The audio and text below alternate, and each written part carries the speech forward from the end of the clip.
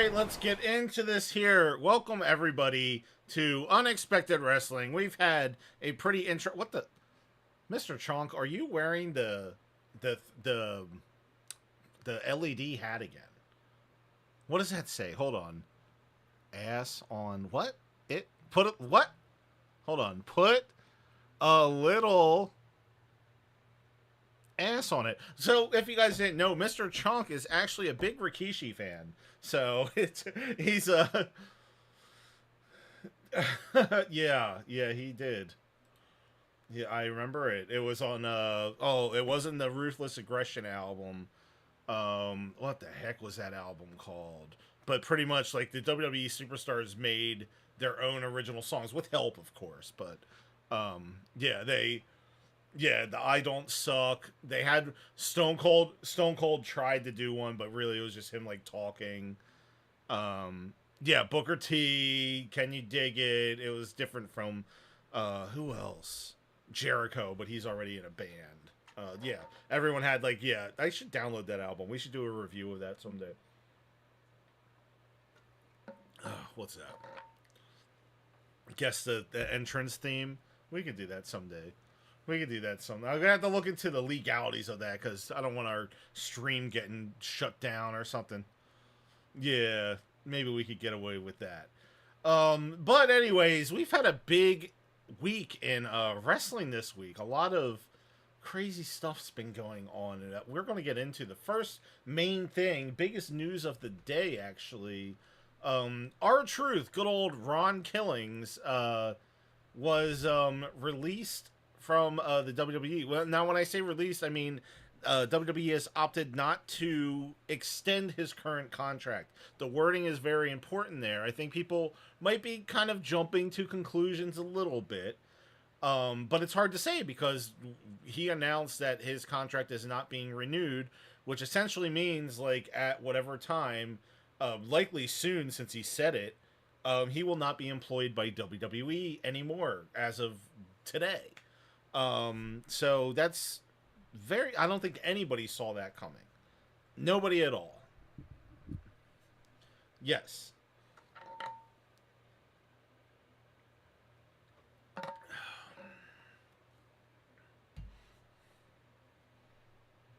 Well, yeah. That's what I wanted to get into. Um, that's what I wanted to get into because currently he is on a full time contract, and he is in his 50s, and like we said, we don't know how much he was making on that contract. On a business standpoint, is it a good idea for WWE to renew? And when they renew, it's usually for another 5 years, a full time contract for R-Truth. Because if you look at things like legitimately, and this is not knocking R-Truth or anything, how often has he actually wrestled on TV? He's been appearing on TV, but he does not wrestle on TV. And how often has he wrestled on TV in a big capacity? Very. Yes, like so that this kind of all makes sense now. And I was talking to a friend during SmackDown that I said it was odd that R-Truth came out on SmackDown, had a match. Not odd that he had a match, but when he made his entrance, they actually had him do his entire rap song. I said, I have not heard him do that entire song in like 10 years. Usually, like, you come back from commercial, he's already in the ring. I haven't heard him have his entire entrance saying the what's up with the fans, other than when he was with The Miz and they did the little remix. But it's been a long time since you saw R-Truth come out and do the whole song with the fans and everything. And it's just very odd to me. Edward over on YouTube says, "Good evening, gents. Great show. Love the digital hat. You look very smart with it on, Mr. Chunk." I don't know if Edward actually read what the hat said yet, but I'm not sure if very smart would be the best way to describe that. Really? What's it say? They can't hear us? Um, my stream audio is showing here. It's talk real quick. Okay. Let me check something. I didn't see it move too much when you talked. I see it moving when I talk. So let me see if I need to make a change here. Real quick, whoever sent you that message, say thank you. All Thank right, you for the message. We're now checking talk into it again. right now. I'm going to keep Okay, talking until you tell so me. see if they'll let you know. If hopefully they can hear you now. It looks like Yeah. your audio is getting picked up. Unfortunately, with some of the soft, like we're using Discord to kind of do the group call, and then we're also um, using OBS to stream the content. And sometimes they don't work well together. And sometimes when you update Windows, settings will randomly change, and that tends to Yes. happen. And then all of I a have sudden, noticed that. yeah. All right. Jackie over in YouTube says that we can hear him now, and it does show that your audio is Thank you working very on the stream. much. So there we go. Okay. Anyways, Sounds what like you we just had to put a little ass on it. yeah. So Edward, that's what I was saying over on YouTube about saying that Mr. Chunk's hat makes him look smart. I don't think you read the LED that's on the hat yet, and then maybe your opinion might change on that making him look smart. Because it says put a little ass on it if you can't read it from there. Yeah. He's a big Sometimes you Rikishi just. fan. If you guys remember Rikishi Fatu from the Attitude Era, he wore a thong in the ring and shoved his ass in people's Thong, faces. thong, thong, thong. Yeah, Cisco. Yeah, it's retro night on Unexpected Wrestling. Um, to kind of put things in a more somber mood though, R-Truth's release, like we're saying, I don't know if the release is. I think it's a business move. I think they don't see the value in having R-Truth on as a full-time employee when he's not wrestling on a consistent basis. He's doing backstage little things. What they could do is alter the contract, give him a new contract when this one's over, and make it more of a Legends thing. Maybe have him do a couple dates a month Yeah. where he could still appear backstage, still do a match every once in a while, and just not be on a full time contract. There's a difference between a full time contract and like a Legends deal when you're making Given just his life to the company, I don't think yes. that they're just going to throw him away and be done. No, that's I bet very you he sells merch, maybe not to the level of John Cena, but I bet you he sells some yeah. merch. I think this is more of a thing where maybe legally they have to let him know we're not going to extend your contract, but Right. legally they can't like offer him a new deal until this one expires. Right. And And he's in his 50s. I think he's 52, yeah, 53. yeah. So he's aged quite gracefully, but I do think like if you can't WWE, be. yeah, it's really odd. I think if WWE knew that this was going to be it for him, I think they might have made it more Special. His last couple well, of they would have matches, maybe more promoted it high a little bit profile. better because there's some money they could have made off of an R-Truth retirement match or Yes. something like that. Yes. So as silly as that sounds, I understand like some people like R-Truth is a good wrestler or whatever. He's entertaining. Just by his He still entertainment, brought it in the ring in the yeah, mid-50s. He still his looked like he his hasn't lost entertainment his spot. aspect alone is going to get Yeah. him in the Hall of Fame someday. Yes. I wouldn't be surprised if it was next year. Honestly, like if I agree. if his yeah. in-ring career is over, he could be in the Hall of Fame next year. Maybe not as the main person, but he'll be in there just as there's people that are less deserving than R-Truth already in there. So Where does that leave little Jimmy? Is he out of a contract too? they didn't say anything about that, so he might still be on a full-time deal. Okay. It's just he Okay. kind of keeps himself in the background a little. Okay. Edward over on YouTube says that Mr. Chunk, you should sell lawnmowers. Really? Okay. Yeah, maybe that hat will work if you're mowing lawns and have the hat on, and Yeah. maybe we should look into Mr. Chunk selling those hats as merchandise and like Yeah, I could be a thick he lawnmower. he gets to control what it says though. Like you don't get to touch Hashtag it. thick lawn boy, right? I can wear some Daisy Dukes. Oh my god, I don't Ass want to cheeks imagine. hanging out Yeah, while I'm yeah, on the the lawn. chair assless chaps. I could see that Yes. happening. Oh god. All right, how do we go from R-Truth getting fired to assless chaps? All right. Unfortunately for WWE fans, R-Truth wasn't the only wrestler getting released today.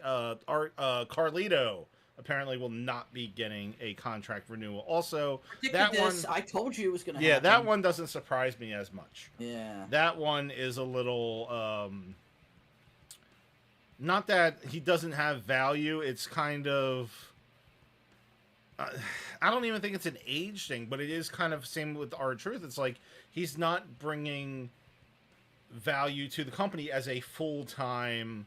I don't want to say employee because WWE doesn't employ their wrestlers as a Well, contractor, he's an independent enhancement contractor. act, Yeah, and he's done his time with the Judgment Day, and as you can see, that the Judgment Day is either fizzling out or they're re-evolving themselves into something yeah, else, without the need for Carlito to yeah. it's just a distraction at this point. We'll get to talking about things going on in Judgment Day in a little bit in a Raw discussion, but Yeah, Carlito seems to be on his final days as a full time employee in the WWE, so we might not be seeing him on Raw much yeah. I more think I saw going something forward. online. He was already wrestling a match for like a different promotion.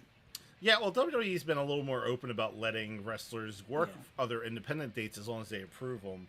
yeah. So it sounds Natalia like he's still actually got worked some in. mileage on him, so he's Yeah, gonna keep doing that, I yeah. guess. Oh, yeah. If he goes on the independent scene, he'd do fine because people like the nostalgia acts and Yeah. Carlito, and he'd do fine. And also, you got to remember, WWE also has a partnership with TNA now. Yeah. So, although there are a lot of NXT people that have been going to TNA, don't be surprised if somebody like R-Truth shows up over there or Carlito and they do Right. things here or there. It can happen. You never Wasn't know. R-Truth already in TNA at one point? Yeah. Ron the Truth Like Killings. That's 20 where, years, yeah, yeah. 20 years ago. Yeah. That's kind of where the whole lore Yeah, with him and yeah, John Cena started. He used to do diss tracks yeah. on John Cena while he was there. Yeah, so those two releases, Shocker with the R-Truth one, not so much with Carlito. Fans are speaking out in hives on social media about the R-Truth release. Not a lot of people understand it. A lot of people are kind of jumping to conclusions a little bit. As upsetting as it is, I do think that there might be a light at the end of the tunnel. I think that maybe R-Truth might be getting a new contract, maybe along the lines of more of a Legends deal than a full time wrestler, and hopefully they can work that out. Hopefully they can work that out. That's all I can really say. But staying on the line of releases, good old AEW. We got a lot of things we're going to talk about AEW today, because AEW they've been making some news, not since all good news though. AEW, instead of like people like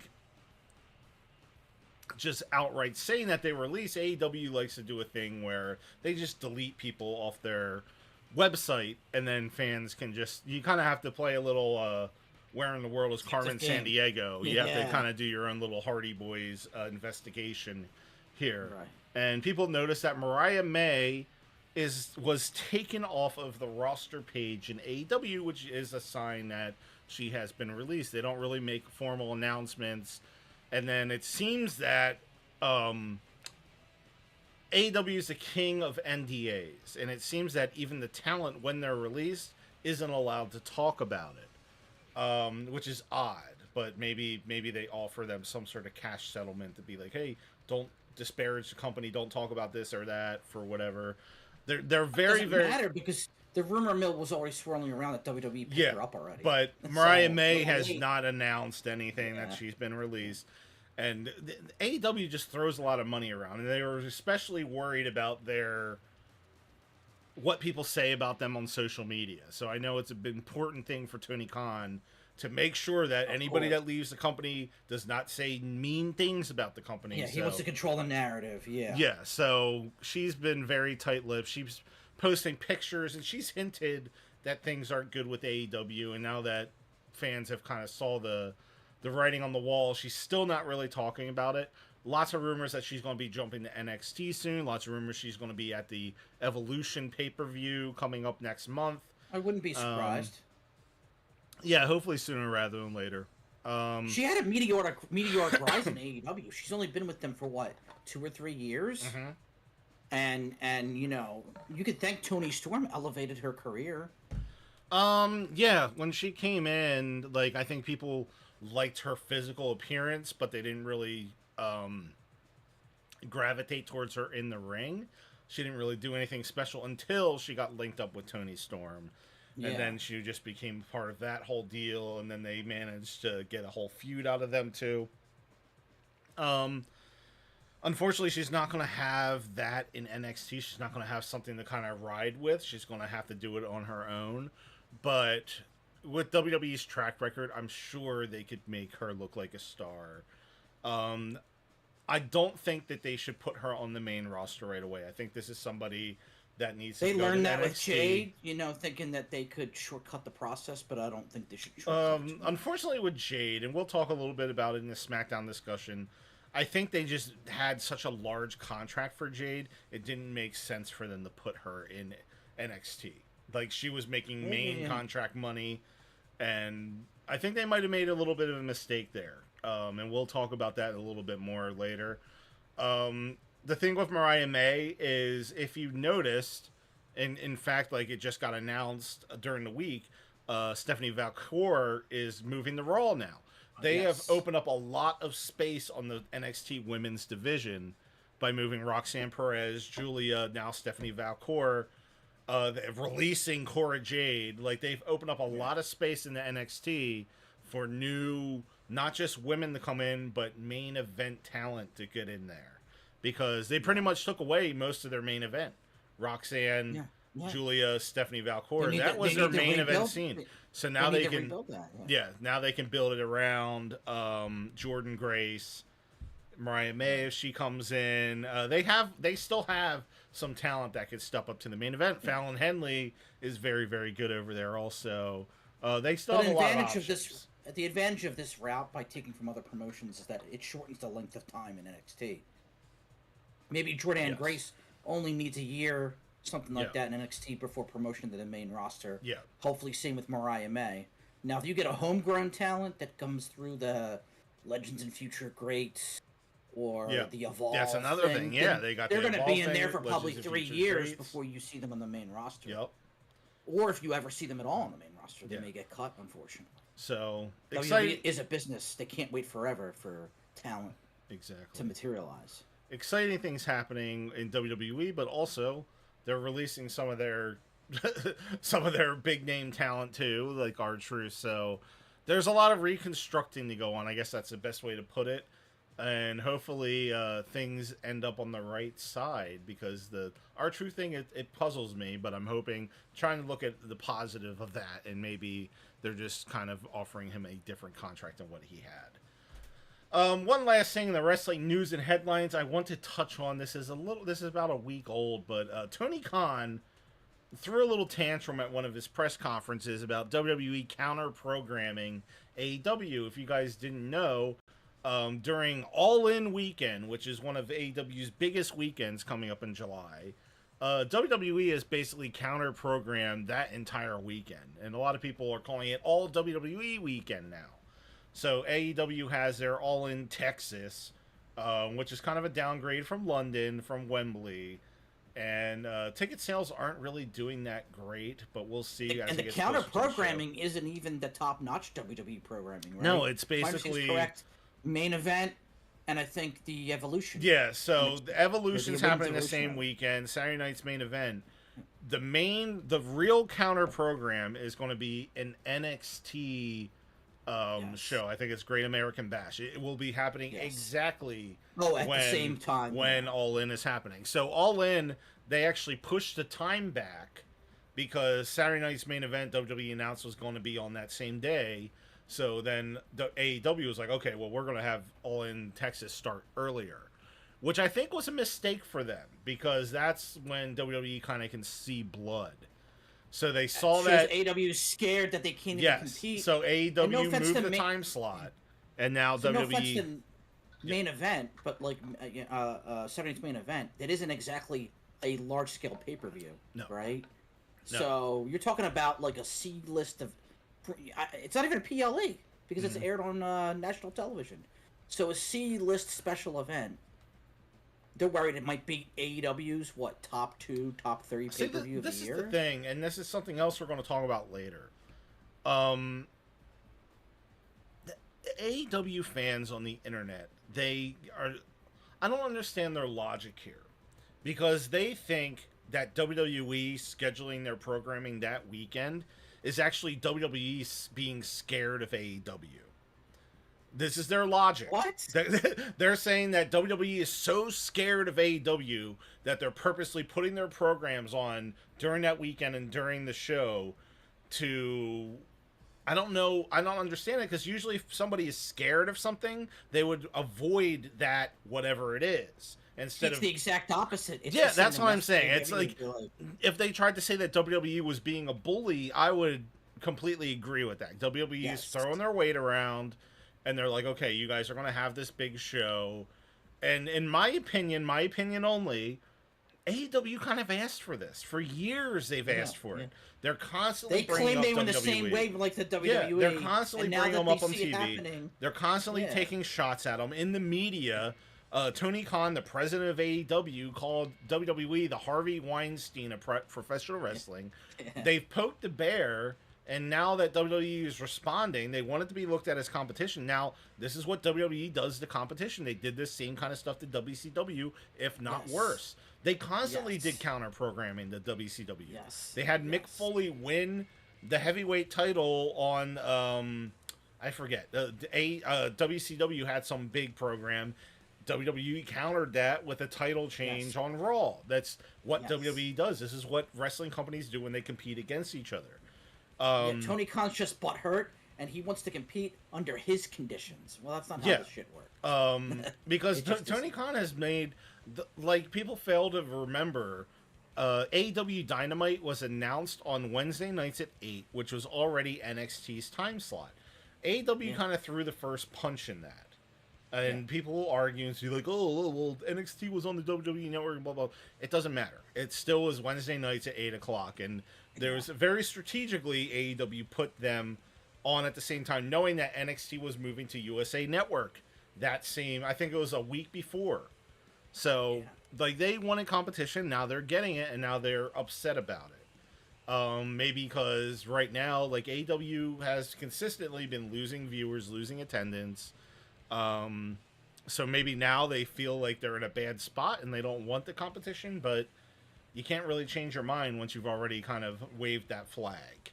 So, do I think it's going to affect their pay-per-view buys? Maybe a little bit, but probably not as much as you would think. I think the people that were already planning on buying an AEW pay-per-view, that's probably not going to change their mind. There's maybe a select few that were going to buy it because that was the only wrestling on that day, and now they have something else that they can watch for free. That might change, but I don't think it's going to affect it as much as people are making it out to be. And then, of course, there'll be the people that prefer WWE over AEW. I think there might be still people that might not watch the All In Texas live and might get ordered a replay or something, but I don't think it's really going to hurt them as much as you would think. Now, if WWE was in the exact same state and town as All In, then I see it a little bit more of, WWE's really trying to steamroll them out of there, which would have been crazy if they did something like that. But just running programming on the same day, no wrestling company can control another wrestling company runs their programming. That's just not going to happen, ever. Yeah, and what arena are they holding All In at? Is it the same? It's a big arena in Texas. It's not the biggest. Not the same one where WrestleMania. No. It's an outdoor arena, but it's not I forget what the arena is, but I don't think they've even sold out half of it. Wow. Unfortunately, that's just Tony Khan's ego. He wants to say that we ran whatever arena in Texas, and they'll fluff up the numbers, and he'll buy who knows how many tickets just to try to claim it's a sellout. Unfortunately, online people are just really dragging AEW lately, and they're showing ads where they're actually hiring seat fillers and stuff, and people are posting the emails they got. They're paying $100 for people to come and fill seats on the floor to make it look more filled than it really is. So technically, AEW is actually paying people to go to the show and sit in the seats to make it look more filled than it is. But the WWE also does that on a smaller scale, especially at shows like WrestleMania, because it's not, when they do crowd shots, they don't want empty seats to be shown. AEW, they're doing it on a grander scale because they absolutely just need those seats filled. WWE, it's more of if somebody's getting popcorn or something, they want to make sure all those seats are filled when they're doing large crowd shots and shit. We'll see, but it's a very, very interesting turn of events for Tony Khan, and I have some video here. Let me play this really, really quick. Let's get this all set up here. Real fast, just his comments on what is going on. Give me a second. Let me get this all set up. Okay. 3, 2, 1, let's play it. Why is just mouth moving all weird? Okay. I'd say it's the most consistent event head-to-head scheduling I've seen since Jim Crockett Promotions. Saw a lot of scheduling that went that way, and I can tell you this will go a lot differently than that did, Mark. Thank you for asking. So, yeah, he doesn't really have much to say. He's just kind of being a salty little bitch a little bit. Pretty much saying that he doesn't think that... basically, he's going back in time talking about how WWE kind of steamrolled other competition out of the market, and he's saying that it's not going to be the same thing that happens to AEW, which he's probably right. I mean, they got a lot of money, and it's obvious that he's very willing to waste it. He's not trying to run a business, he's trying to run a hobby here, and until he gets bored with it, he's going to keep putting money into it. So if WWE wants AEW to go out of business, get Tony Khan bored with it, because until that happens, he's going to keep... He's got millions and millions and millions of dollars to throw into the company. You know what maybe he needs to do? I think he just needs to put a little ass on it. Oh, God, dude. All right, so Joe Hendry. Speaking of Joe Hendry, before we get into the Raw discussion, did you see that he lost the TNA title last weekend to Trick Williams? And very controversial how that happened, and kind of crazy. But I think it's going to pick up the WWE and TNA relationship. Maybe we're going to see more crossover with all that.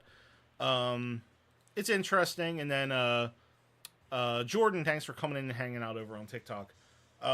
Trick Williams refused to show up on the AEW show, saying that he's too high profile to be on there or whatever. So very interesting turn of events for TNA.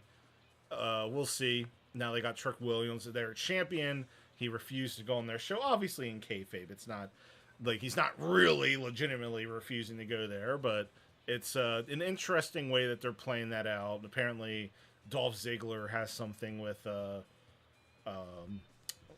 Joe Hendry now, so Nick Nemeth is disappointed in Joe Hendry, and as long as it doesn't lead to Dolph Ziggler coming back to WWE and doing that whole tired gimmick again, I'm all for it. Whatever. So let's get into the Raw discussion here. So kind of I don't know how to put it, but it's like a cinematic performance. Jordan over on TikTok, yes, wrestling is a cinematic performance for the most part. Raw discussion, Raw and SmackDown this week kind of lacked lackluster a little bit. It's one of those things where we're going into a pay-per-view. I wouldn't say it's quite to the WrestleMania level, but they try to be careful because they don't want people getting injured before the pay-per-view, so they're not putting on the high profile. Although this coming tomorrow night on Raw, there's a very big high profile match that they're promoting that is very exciting, but it looks like they're kind of taking it easy, trying to... Yeah, but even with the Money in the Bank and the way they've been promoting it, I feel like this is one of the weaker Money in the Banks. Yeah. Just not a lot of fanfare around it. Yeah, I think there was too small of a gap. Maybe a little bit of... Yeah, maybe a little predictability. Yeah, I think they should have... I think by now we should have every participant, which we don't. We have to wait until tomorrow, I think, to find out the last couple. I think we should have had all of it by now. But I agree with your point, because we had Saturday main event and they treated that almost like a PLE. Yeah, I think they didn't have a big enough gap between PLEs or special events here. So let's get into the Raw discussion here. First thing I got is Bronson Reed is now officially part of the Seth Rollins faction. There still is no name for the faction. Bronson Reed's going to be a good fit. It's very interesting where they're going to go with this, and I guess we're going to get more details after Money in the Bank, because Seth Rollins, not to skip right to the main event, but he actually qualified for Money in the Bank, which right away is kind of giving him a lead to win the whole thing, in my opinion. Yeah. Right Yes, away, he is I going to be agree. one of the favorites off the bat, and especially with this new faction, you know that there's going to be some shenanigans with them trying to get him to get Yes. that briefcase. One thing I did notice was Seth Rollins was wearing white while the entire rest of his squad was wearing black. I'm not sure if that's symbolizing anything, but very, very interesting turn He of did events. that at WrestleMania, and that's when I predicted who was going to win. Yeah, I'm gonna very, very pat myself on the interesting. back on that Very one. interesting turn of events. Bronson Reed is back. Do you see him as a main eventer, a future this faction? I see building up to be. I see all of them. It's almost like the Shield. I could see all of them being main eventers someday. More so, Braun Breaker right now than Yes. Bronson Reed. But Bronson Reed, we'll see after he's fully recovered when he gets back in the ring. We'll see where he's at. But I could see all of them being main eventers. They need to, the only thing I'm worried about with that group is I think they need to cut their own promos once in a while. And if it's just Seth Rollins and Paul Heyman doing all of the speaking, we're gonna have the same problem that we've had with Curtis Axel and well, I think Ryback. both of those guys are at a higher level than Curtis Axel. I think there's some real too, some right? real potential with all of them because they all were kind of in decent feuds before they even joined the group. So it's not like they're trying to save them by putting them in the group. This is just them kind of getting a boost to the next level. And it's like a 2-for-1 deal, in my opinion. Yeah. I think they both will. It depends on how long they're going to do it. If this is only running till SummerSlam, I don't think that's enough time to get them both to a main event level. I don't think that's enough time to get even one of them to a main event level. It's got to run longer than that. I think it's going to run longer than SummerSlam. It's got to. So hopefully it does. And we'll get more into that faction in a little bit here. Also, another return. Liv Morgan came back on Raw, which was surprising. I know that she was out for a movie role. I thought she'd be out a little longer than she was. And right away, they're going into some sort of storyline where Roxanne Perez is meddling with her man, Dominic Mysterio. And what did she come with, a tray of chicken nuggets or something? As stupid as that sounds. Twice in 2 weeks. A tray of chicken nuggets for Dominic Mysterio. Chicken nuggies. Yeah, and this time Liv Morgan caught her in the act, but it's kind of odd. There's some tension between them. But then later on in the show, Liv Morgan came back, and her first day back, she had a Money in the Bank qualifier, which she ended up losing. Yeah. And they kind of made it that Roxanne Perez tried to be a distraction, and then what the hell's her name? Raquel was kind of in Roxanne's face, like, what the hell are you doing? And they kind of distracted each other, which ended up getting Liv to be distracted and getting a loss. And Liv, after the match, kind of blamed Raquel Rodriguez instead of Roxanne Perez, which is odd and interesting at the same time. So you know what they need to build up to? It's going to sound stupid. They need Dominic Mysterio in a cage match. Oh, God. In a shark cage. Again? Dangling. Yeah. Okay. Winner. It seems like they're just redoing the whole storyline with Rhea and Dom from last year. Which I don't like. Okay, it's I guess he has a reputation now. That's not necessarily a bad thing. It's kind of like he's a player. He gets with all these attractive female wrestlers on the Raw roster. It's, rinse and repeat or whatever. Yeah, the thing that's weird though with this is they need to give him his own character and not have him. It seems like they're kind of leaning towards him becoming a baby face. That's honestly what it feels like to me. Too. But he's still kind of doing some heel tactics or whatever. We'll see where they go with it. I'm interested to see what's going to happen there. I think it's a good... Bella, thank you for stopping in over on YouTube. I think it's a good idea. Is that Nikki or Brie? What? Nikki or Brie. I think eventually it's going to lead to him having a babyface run.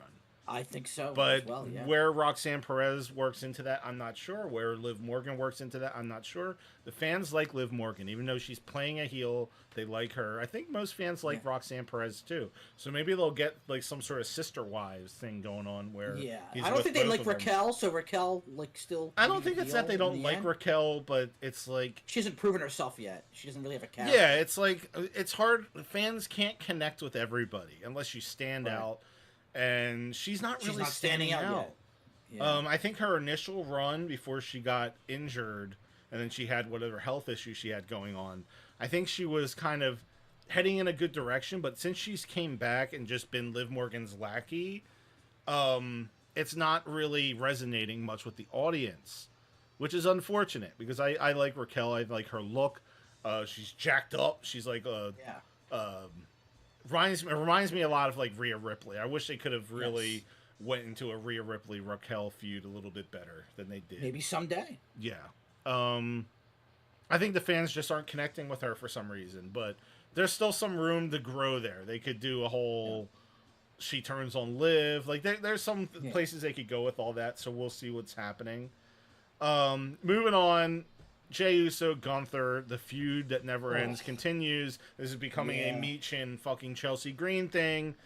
One interesting thing with Gunther, though, he deleted any wrestling reference off of his Twitter recently. I saw that. As stupid as that sounds, that is kind of an interesting thing.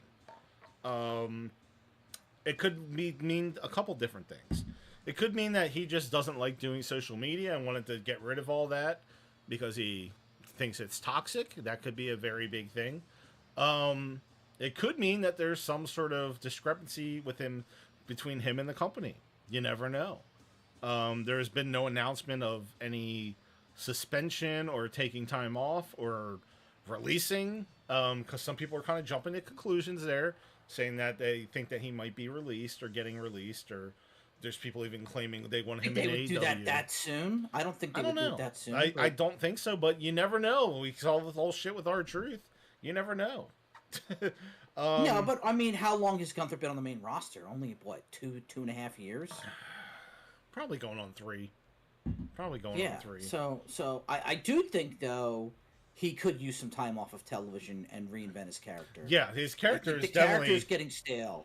Yeah, not by his doing, because just the way that he's been booked is crazy. Yes. They booked him as too top, too fast. Yeah. Where he's been a champion, 80% of his time? I think he's just... That's a lot. I think people are reading a little too far into it. I think maybe he's just like tired of social media and wanted to wipe his account. He didn't wipe everything off of it, just any mention of wrestling. Maybe he wants to make it a personal account. Who knows? It kind of doesn't fit with his character to be on there tweeting like, "Oh, good job, Jey Uso. I'm proud of you, buddy." So maybe he just doesn't want to be a social media guy. Maybe he has a title match coming up in 2 weeks. It's not tomorrow. It's the following night, the following week. So he's got a title match with Jey Uso. Maybe he'll win it back at this point. Like the Jey Uso thing. Like where does he go? Where does he go from here? Like I don't know. I'm not feeling the Jey Uso thing. I think I kind of had a bad taste in my mouth from the very beginning before he even won the belt. And things are going exactly how I thought they'd go. He's just lost in the shuffle. It is what it is. I thought the Logan Paul. I think Jey Uso puts butts in seats. He sells merch. Oh yeah, fans love him. I think he's better off in the chasing position. That's what I was going to say. Fans want to get behind him. I think they need to get the belt off of him and do a reset and give it more time. Get fans behind him a little more. I don't think the fans were behind him enough at WrestleMania. They didn't give it enough time. Well, I mean, they gave it plenty of time. It's just Jey Uso didn't have enough time to get people behind him. Like, people move at different Maybe he needs speeds. to break off of television, right? I mean, oh God, could you imagine what Rikishi would be tweeting then? He's already mad that he has a tag match at Money in the Bank. Could you imagine if he got written off television? Moving forward, Becky Lynch and Bird Lady. What the hell's her name? Lyra Valkyria. Lyra Valkyria. They had a promo. I think I sent a text to you. Like, Becky Lynch is good at promos. She always has the good zingers in there. but her delivery is just always off. I don't like Yes, how I like when agree, she does 100%. promos, she's always out of breath. She's always like, "Oh, I'm gonna go, oh, I'm gonna go." Like, I wish her delivery was a little bit better. Like the things that she has in there are good. Like she reminds me of Yeah. CM Punk the way that she kind of brings real life into her promos, Yeah. but her delivery is just off. It's just like it's not believable. And then the stipulation they added to the match is like so stupid. Yeah, I think they need to It's sweeten like that a up. fake.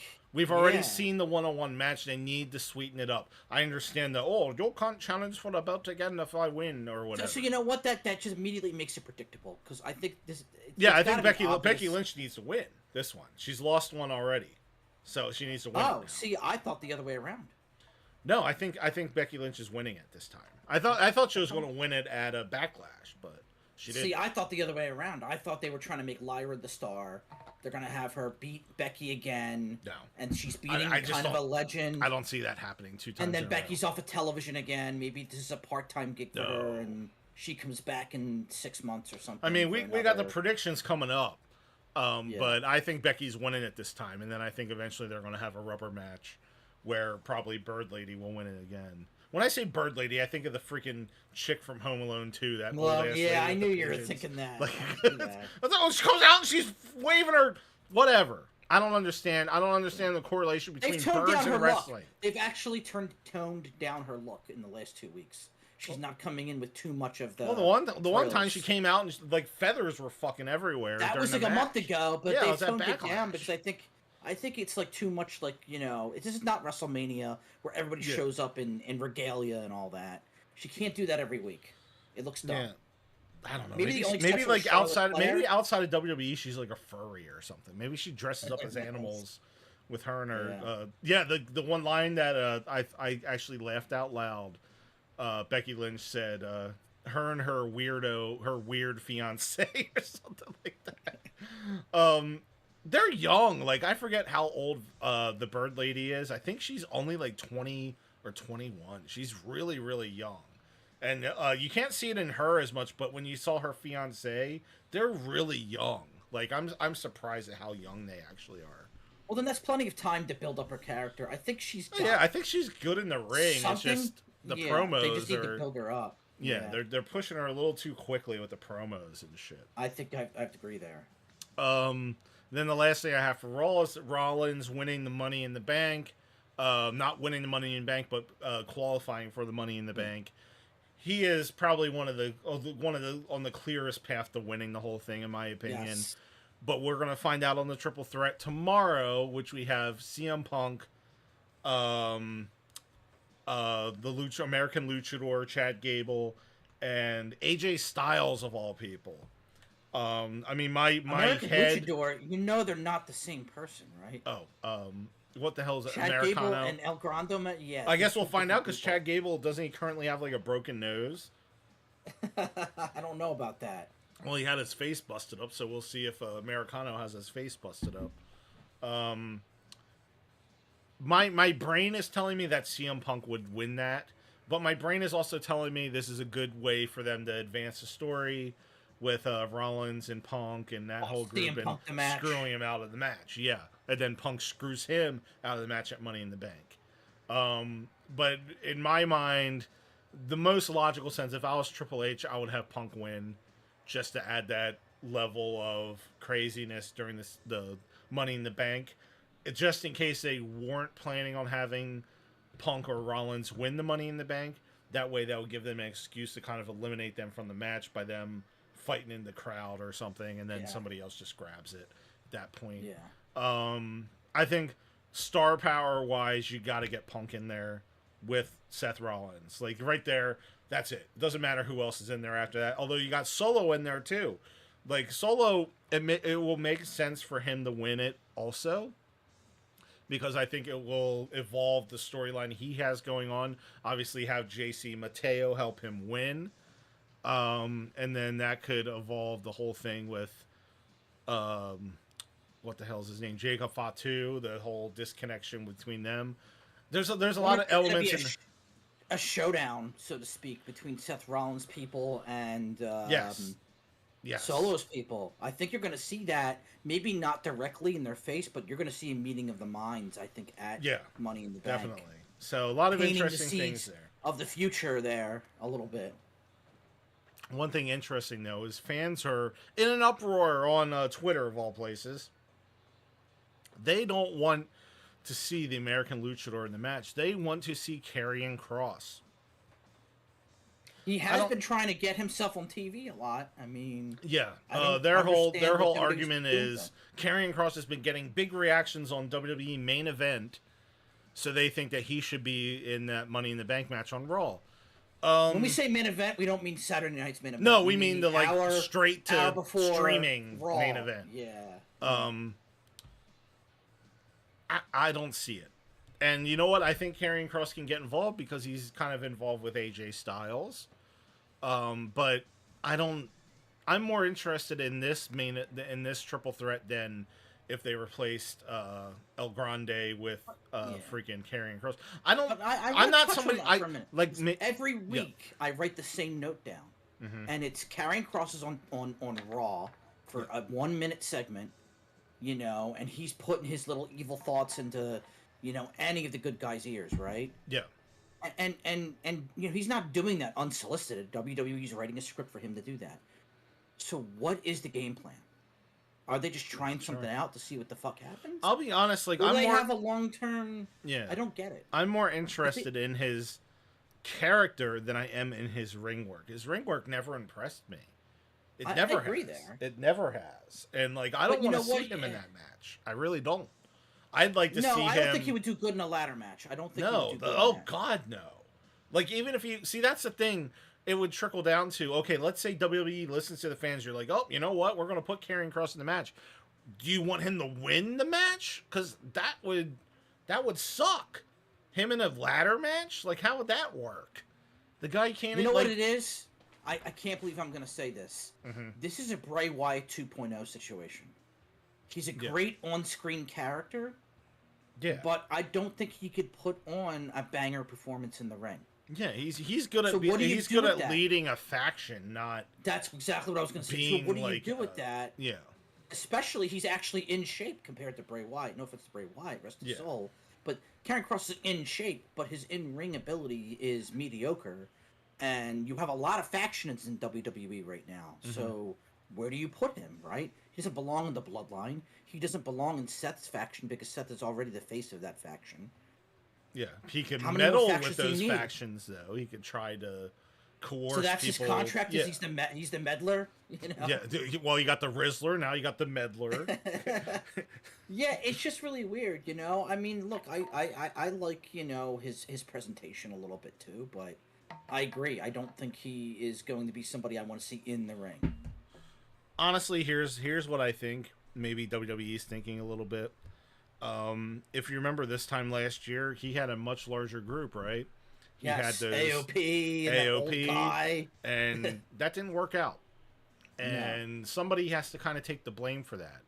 So they're probably seeing, hey, we had Karrion Kross, he was leading this group, and look how that turned out for us. So maybe he wasn't. They didn't want to release him like they did those other guys, but maybe they're thinking okay, we've tried to get this guy in a main event scene before, and it didn't work out great for Maybe they need to give him a group that's on the cusp of being good. AOP was down there, right? They had talent, but they needed that extra push, and that just wasn't. I don't even know if I would say AOP really had that much talent. I think they were. If you saw them in NXT, they weren't good characters, but they were good in the ring. Yeah. Now, unfortunately, in WWE, that's not AOP. They'd probably do great in AEW. They could get in the ring with Ricochet and put Pledge on his head and all. They could do all that. In WWE, you have to be the full package. If you're not the full package, you're not going to get far. And sometimes they could get people that don't have the full package, partner them up with somebody that has the elements that they're missing, and it works. Unfortunately, it didn't work for them with Karrion Kross. And unfortunately, WWE probably sees that as listen, we tried doing this kind of stuff with Karrion Kross before, and it didn't work out for us. So maybe he's got a little climbing to do. Maybe he's got some dues he has to pay before they're willing to put him in a Raw main event. I say, like, just be patient. Let things play out the way that they're supposed to play out. He's been working with AJ Styles, it seems. Let's see what happens there. Maybe he's going to interfere, get AJ out of that match somehow. Who knows what's going to happen? Just be patient and let things play out the way that they're supposed to. Let's move on to some more wrestling news before we get into SmackDown discussion. So, something that happened last weekend, AEW had one of their more popular pay-per-views, AEW Double or Nothing. You know how everything has to be casino themed because, wrestling in casinos, they just match up really, really well. So Double or Nothing, they had it's called an Anarchy in an Arena match, which is basically just a big no DQ match with a bunch of people, and they do a lot of silly stuff. So one thing that they did that was silly, and I think they did this last year too, just not the same songs. They start the match and they just like play music. Usually it's like somebody's entrance music. I think one time they did it while Jon Moxley music was playing and they just were beating the crap out of each other and just let it continue to play. This year they did that again, but instead of like entrance music, they started by randomly starting up the Scissor Sisters. I mean, not the Scissor Sisters, the Pointer Sisters. I'm so excited. I guess they wanted to make a joke out of the stupid thing that they did and tried to have I'm so excited as the Dynamite theme song. This is a typical thing in AEW. When they do something stupid, they try to make it sound like it was a joke the entire time and that they planned on it. It is what it is. They were playing the Pointer Sisters while these guys were beating the crap out of each other. And they let it play for quite a while. And then, out of nowhere, Kenny Omega gets on the microphone and he's like, "Turn that music off. I want 2000s rock music to play." And they started playing Drowning Pool, Let the Bodies Hit the Floor. Now, let me mention this. I'm sure most people know by now, but in order to play music like that, like music from music artists, you have to pay a lot of money for events like that, televised events. And I'm not talking like $1,000. I'm talking more lines $30,000 to $50,000 just to have that music play and have the rights for that to be like on the pay-per-view replays or whatever type of. I don't know if they do DVDs anymore. I wouldn't be surprised if AEW does, but like any of that footage that has that music playing, you have to pay a lot of money to get the rights to that music. I think they still do Laserdisc. Yeah, they might do VHS tapes or whatever, but it's a lot of money. This isn't like ECW days where they just played the music and then it is what it is. Because that's what they used to do in ECW. That's why all the wrestlers had like Enter Sandman and stuff. They just didn't give a fuck.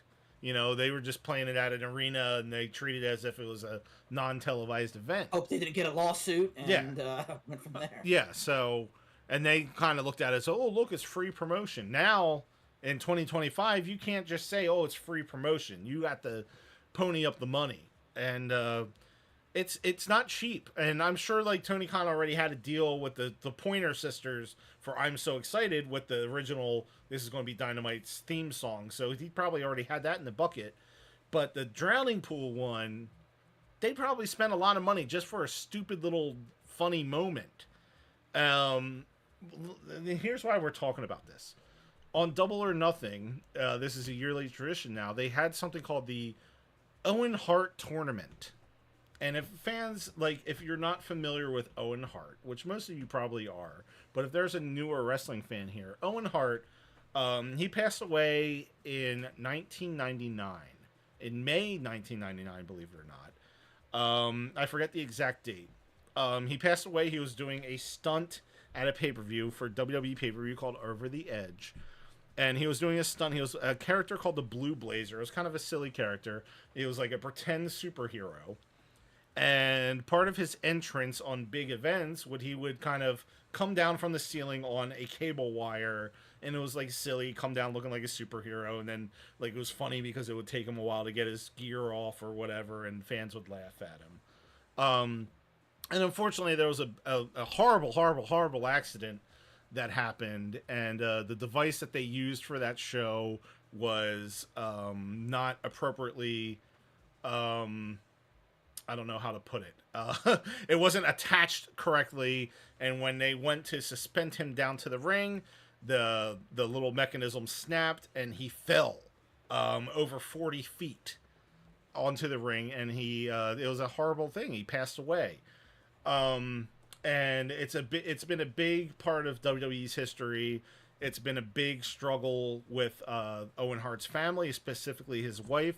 She wants nothing to do with wrestling. She wants nothing to do with WWE. It's a very, very, very sore subject for her, and it's kind of put a stop to Owen Hart's legacy in the WWE. She will not let him be in the Hall of Fame. She will not let them use his likeness, his name, anything. Like, it's just wrestling is not part of that life anymore until AEW came along. And AEW somehow worked out a thing with her to do the Owen Hart tournament, which is once a year. They have a tournament, and men and women are in this tournament, and they have a series of matches, and then the winners get the Owen Hart title. Honestly, like, in my opinion, I think it's a nice gesture, but when you really look at it, AEW has no connection with Owen Hart at all. And it seems to me it's just using to add legitimacy to a tournament. Using that, and I think it's just one of the AEW's things where they're trying to take a jab at WWE, be like, oh, look, you guys can't have Owen Hart in the Hall of Fame, and we're working with Owen Hart, and look at us fans, we're the baby face here. And Martha Hart, Owen Hart's wife, actually like agreed to this, and she actually comes out during the pay-per-view and like kind of announces the winners or whatever. It's very unusual, and I wish I could play a clip and you guys could see more of it, because it looks like she's like drunk, and I'm not trying to be mean, but she comes out there in like a silly hat, and she clearly has no interest at wrestling at all. Like, I guess she's not a fan, never was a fan. It was just like, that's what her husband... She's getting paid pretty well to make the appearance. She's kind of there, and she comes out there and she's slurring her words, and it's just kind of... But it is honoring Owen Hart, so people are kind of like, yay, and everything. But my issue here is, like I said, they're playing a song by Drowning Pool called Let the Bodies Hit the Floor. And like I just explained in a lot of words, more words than I probably should have said... Owen Hart tragically passed away from falling from 40 feet in the air into an arena onto a ring apron. Now, I'm not suggesting that AEW purposely would use a song like that as like some sort of jab at Owen Hart, but it is very careless to, on the same show that you're honoring Owen Hart, you're playing a song. PR people behind there weren't thinking it through. They weren't thinking. Nobody was thinking. They just think it's some stupid joke. Where they're like, oh, let's play this song and let's pay all this money for this song. When you're trying to honor somebody that tragically passed away because of a horrible accident. And it made no sense for them to play that song. It made no sense. Like, it's just like, why not be mindful? Because I could almost guarantee you WWE would have never done something like that. Never. Agreed. And if they even thought about it, they probably would have asked like a room full of people first. Whatever. Yeah. I don't know what the hell that's called. That's what professionally run businesses, they have advisors that they would ask before they do something like that. In AEW, it's just Tony Khan be like, oh, hey, I like this song. I'm going to call him up and try to get it for the show. And it just didn't make sense. And that's not the first time that something like that has happened in AEW. They also had Darby Allin and Jeff Hardy like 2 years ago in an Owen Hart qualifier match. And they had a ladder match. And they were jumping off ladders outside the ring and beating the hell out of each other through tables and stuff. I was like, how is this an Owen Hart appreciation match for his tournament when you guys are jumping off ladders and risking each other's safety? Like, if you're going to honor Owen Hart, in my opinion... do it in a respectful way. Don't just have it on pay-per-view where you're going to have crazy stuff like that happening. And I do kind of blame Martha Hart a little bit for not doing her research first and seeing like what she's getting her husband's foundation involved with. It's like, yes, I understand she doesn't pay attention to wrestling. She doesn't like wrestling. And what happened to him is horrible. What happened to her family is horrible. But... kind of do your research a little bit. And if you're going to work with wrestling, if you think it's a good idea to have the Owen Hart Foundation connected with wrestling, try not to have it with a company that has unsafe practices. And a company that is a little more careful about the things that they do, because that, if I were her, I'd be offended by that. I really would. But something tells me she probably doesn't even, like, she probably doesn't watch the show. She doesn't pay attention to that stuff. Getting a paycheck. She comes in there, says, "Hi, look, it's me," and then goes home. But as an Owen Hart fan, Owen Hart was one of my favorite wrestlers in the 90s. I take offense to it. I do. Now, I understand they didn't do it on purpose. It's just ironic, and it feels disrespectful. It just feels stupid. It's like, why even do that? Why even do that? Like, if you wanted to be silly and play a song from the early 2000s, choose a different song. Let the bodies hit the floor. It's so stupid. Such a... I don't know. I wish that they had PR people that were a little more mindful. Amateur hour at AEW. Yeah. And I'm sure they're paying her a lot of money just for her not to care. I really am. I'm sure... I hope that somebody on her team, like, shows her this and is kind of like, hey, like, what are we doing here? Like, if I were her, I would take offense to something like that. Well, especially, maybe they need to rename the organization Amateur Excretion Wrestling. It's just really bad timing for something. If they would have done that on Dynamite, fine. I would have thought it was stupid, but at the same show, it literally happened a match before the final Owen Hart tournament match for the men. The fact that it happened on the same show, I guess, is my whole gripe about it. If they would have done it on a week before or a week after, whatever. Still stupid, but not as offensive. Doing that on the exact same show, they might as well have been showing clips of Owen falling to the ring while they played the music. It's just stupid. Just stupid and very careless. And that goes into the next headline here. AEW fans are more unhinged than ever on the internet. Because I made a post about that on the internet. And I didn't say too much about it. I just kind of said, great choice of songs to play during a night that you're honoring Owen Hart. And I had a fan comment. And I'm going to, off the top of my head, just say it from as I remember it, because I didn't take a screenshot. But the comment was, nobody should be offended by it because Owen's body didn't hit the floor, it hit the ring apron. Wow. So they're giving it they're giving it the blessing based on semantics. Yes, well, that's what AEW fans do. They always, they give themselves those, how they're always like, oh, well, AEW was the best show on Wednesday nights on bald-headed grandmas in Nebraska. They were the #1 watch show for bald-headed grandmothers in Nebraska. They always find like a way to weasel their way into seeing things the way that they want to see it.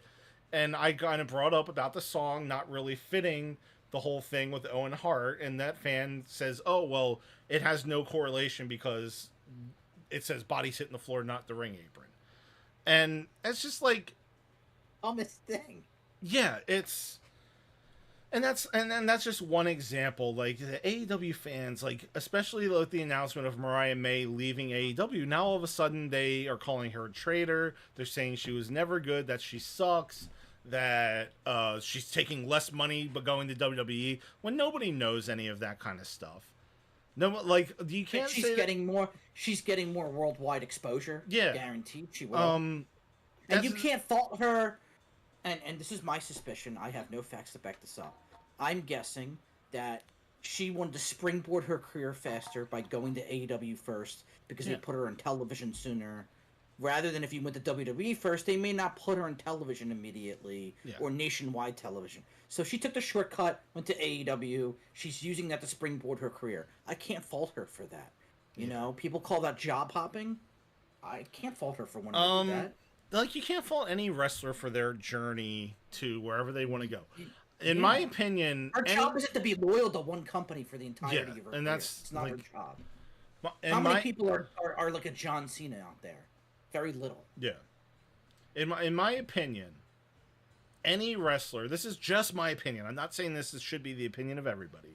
In my opinion, every wrestler, when you get into wrestling, their goal should be to be in WWE. That is like, if you're a football player, you're in college for football, your goal is to go to the NFL.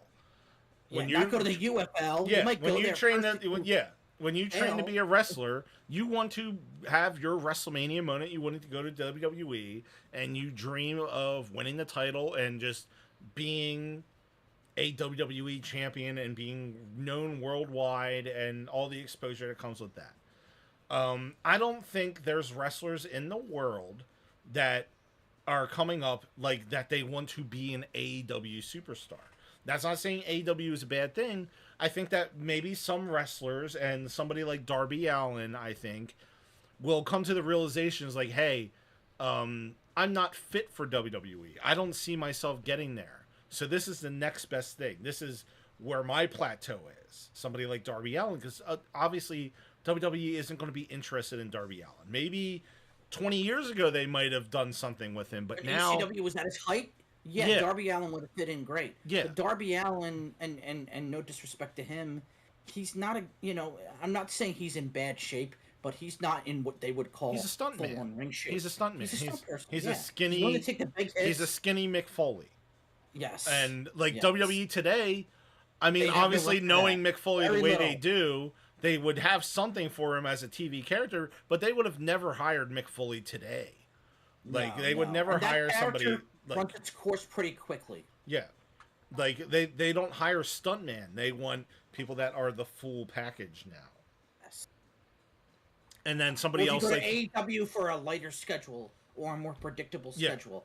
You can do that, but you're not going to be the superstar, right? That comes with obligations, which is signings and media days and the hectic schedule of WWE. Now I'll give WWE credit. They have made their schedule a little bit more palatable over the years. Yes. I remember the days of 20 years ago where there were many more house shows. There was only 2 days a week where they weren't working, Yeah, now it's more like they've packaged it all up to being Friday, Saturday, Sunday, Monday, and you're done, right? And so you could do the other days for media and the gym and just rest. And they give the wrestlers more breaks. Yeah, and so it is different. It's weird because like what was it? The 4th of July, there were fans complaining that SmackDown is going to be taped. It was pre-recorded. Yeah. It's going to be pre-recorded, but when you think about it, it's like they're giving their workers off for the 4th of July. That's not something we should be angry about. Yes, it sucks when shows are pre-recorded and they get spoiled a day before, a week before, whatever. It sucks. It sucks for us as a viewer, yes. And obviously, a lot of the pre-recorded shows, you're not going to see title changes. You're not going to see much of anything happening. But that means that those wrestlers, that talent gets to spend time with their family. And we can't be upset about that.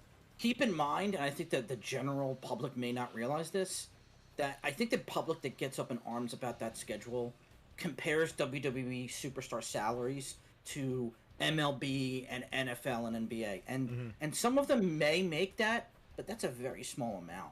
Yeah. Most of the WWE superstars, they're breaking the six-figure mark barely, maybe a little bit over that, right? NBA, if you ever look up the minimum salary for an NBA player or a minimum salary for NFL, I mean, some of this is like 500, 600,000 just to be on the bench. How many WWE superstars are sitting on the bench? I think there was some sort of thing on. It's good that they have the time off. I think that I think Forbes or something said that the lowest contract in WWE for a wrestler, I think was like 150,000 or something like that, which is low for sports. It's not bad, but if you compare it to NFL, like the minimum contract, like the NFL's like ridiculous, 600,000, 700,000, even if you're just sitting on the bench, not getting played. So people falsely compare that it's 1-to-1. Maybe if you're Roman Reigns, John Cena, it might be, but the average WWE superstar, no. So bear that in mind, and I have no qualms with WWE pre-taping stuff for holidays. Yeah, you kind of have to think, you have to treat them as people, and they want to spend time with their families too. Some of them have kids, they're on the road so much. Let them have some time off. Yeah, they're not Patrick Mahomes making, probably $30 million a year. Yeah. But there's a big difference between WWE and AEW, and unfortunately, like, as people don't like to admit it, AEW is looked at as minor leagues compared to WWE. It's going to take a lot more than just somebody with a lot of money to be looked at in comparison on the same level as WWE. The UFL of football. It's WWE is just like a multi-billion-dollar like enterprise. It's more than just wrestling. Like they are creating stars in WWE. Like It's getting to the point now where they're focusing on, like, there's people that are focused on what are they doing outside of the WWE. That's why Liv Morgan took some time off to go film a movie. John Cena, he's going into movies, but he's still going to be part of the WWE family. WWE wants that because it spreads the notoriety of they are making There's a superstars. down effect when they come back. Yeah. They're not putting on wrestling every week. They're making legitimate superstars in the entertainment business, with The Rock being their model that they're going after. It's like, hey, do you want a career like The Rock? Look at him. He's been connected with WWE all that time, although he takes, sometimes takes little breaks here and there, but he's The Rock. He's still The Rock in major media. And I could see Rhea Ripley going down the line doing film, and they're giving them careers outside of wrestling also, especially now with the TKO group. But yeah, let's move on from that. Let's get into the SmackDown discussion. We got some things we got to talk about with SmackDown here. Naomi and Bianca promo, I said, was all over the place. And Naomi has been given this heel persona, but isn't embracing it. What do I mean by that? So she's got a whole new package. And I give her credit. She did change up her gear a little bit, even though she's just pretty much taping caution tape to the gear that she used to wear. Same shoes, by the way, light braid shoes. Yes, I pointed that out too. She's given this opportunity to be a heel, but I don't feel she's embracing it much. She's still cutting her promos almost exactly the same, except when she's, I guess, told to hit a certain point. What she did in this promo, we'll get to that. But she's not changing up her character at all. And in my opinion, the caution tape thing just isn't working. I don't like the proceed with caution. My whole thing, when I fantasy booked her heel turn, I said dress her in all black, new music. They did the new music. Great. But she's still, like, flashy. She's still, like, waving to the fans and happy and smiling. No. She should be in all black, very, like, just, like, deer in headlights look on her face. She has to get rid of everything that was Naomi before this. In fact, I think she should change her name to Trinity, which is her real name. Just Trinity. Don't, whatever. She needs to get rid of everything that was Naomi, including the light, bright sneakers. Like, if you're going to go full heel, you cannot appeal to the fans. And I think she's struggling with that. She's trying to be Naomi when she needs to be Trinity. And they have her doing a promo with Bianca. And it starts out with her just doing her whole thing, still being Naomi, but the fans booing her because they obviously don't like her because of the things that she's done as a character, but she's not embracing that. She really should be. But she does get to a point where she is doing the heel thing, talking about a very confusing promo, by the way. She's talking about being friendly with Bianca or whatever. Bianca's kind of like, oh, no, what the hell? And then, like, Naomi kind of lets it slip that she passed by her mama's house and decided to go into her mama's house. So that's breaking and entering. But she did it in, like... Nothing of that sounded believable, though. No, well, that's what I'm saying. She's not embracing the heel character. She's like, oh, yeah, I just went on in your mama's house. But I'll tell you what, though. I blame WWE a little bit for that. Because they've done this type of trope before. Mm-hmm. And the only way it pays off, they should have filmed a segment at Bianca's house. Yes. It would have been much better if it was a video package. They've done it with Randy Orton and stuff. Yeah, they would have been much better if, like, instead of her just being in the ring. And so we're just supposed to believe she said she went to Bianca's house? They gotta emphasize on her positives instead of her negatives, and the biggest negative with Naomi is cutting a promo. They should have filmed something instead of just having her tell the story in the ring. Maybe next week we'll get something, but yes, a video package would have worked out so much better. Even if it was just a handheld thing, she's like, like going around the house, that would have been much better and probably had much more of an impact than what they did do. Not saying that she didn't try. She did try to sound kind of crazy the way that she talked about it and everything. At some points, I did think it was good, her delivery, but she's just not embracing it completely yet. And then it was just very odd the way that they went into this. They went straight from her cutting the promo with Bianca to Jade coming out, and which led into the triple threat match. So Jade came out, fought Naomi off, but not really because they had a match like right after that. So she didn't. Yeah. She left the ring, but she wasn't like leaving for good. And then Jade and Bianca had like this really awkward stare down. Very confused at what's going on with Bianca. Yes. Well, other than that, she's injured. She still has like a little thing on her Broken hand. finger, yeah. But I'm not sure if they're And making her heel or babyface. In my opinion, I think they're going to turn her heel maybe. at some point, but not right now. Had some awkward stare down with Jade, and then they went and Nia came out, and they started the triple threat match. Nia, Naomi, and Jade Cargill. Looking at that on paper, I don't know about you, but I knew it was going to be a train wreck because that match looked like it was in none of them. Well, none of them are motion. ring leaders. The closest No, I think that's out the of all problem. three of them is Naomi. Yeah. But Naomi is also somebody that needs a ring leader with her to put on a good match. When you have three people that can't lead in the ring, it's going to be messy. And it was, but it wasn't as messy as I thought it was going to be. They did kind of keep it under control for the most part, but there were some times where they clearly were lost in the shuffle. They were lost, and it looked like slow motion because nothing was moving fast. Yes, they obviously. And part of that is like I hate to say it, Nia Jax doesn't move very fast. Naomi doesn't seem to move very fast. Jade Cargill, for a size, doesn't really move very fast. Jade Cargill is so like you had like three kind of like the powerhouse women, so it just felt very slow and the pace just didn't pick up. Jade, in my opinion, it seems like when I see her in the ring, it's like she's on ice. It's like she's very uncomfortable walking around, and she's kind of like slipping and maybe she's sliding too and- afraid that she'll be unsafe, and maybe she's taking it she's to not make very sure she confident does the in what moves she's properly. doing. Yes. And you can tell that all three of these ladies rehearsed this match beforehand. Yes.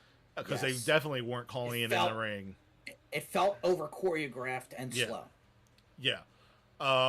Naomi did end up winning the whole thing, which likely is the best choice out of those. Although I thought it would have been interesting if Nia was in the ladder match. Naomi, I think, will probably. It doesn't really matter. None of them would have won. We'll get. No, to the predictions I don't none of them think. really have a Yeah, chance of winning. I don't think Naomi, Jade, or Nia are going to be winning that. Likely Jade will probably screw Naomi out of the ladder match when it comes up next weekend. But the match was acceptable at best. It wasn't good, it wasn't bad. It was somewhere in the middle there. There were some spots that could have been really bad. There were also some spots that were on a decent. Like there was maybe like 5 minutes or so that the match was okay, I thought. And then like and it was a long match. Yeah, they gave him a good like 25 breaks. minutes. Yeah. It was a little too long for those for Naomi, Jade, and Nia. It was a little too long for me. But moving on from that, we had R-Truth versus JC Mateo, and I put this likely could be R-Truth's last WWE match on television. And it was. Yeah. So it started out with a little promo backstage. R-Truth was talking to little Jimmy, and then the new bloodline walks up on him, and R-Truth does his thing. I think he called JC Mateo Solo's son or something like that, and said he was a big boy, and that ended up being a match. And R-Truth, if you've noticed, like the R-Truth's past couple matches, he's kind of limited in the ring. But again, when you think about his age, you understand that a little bit.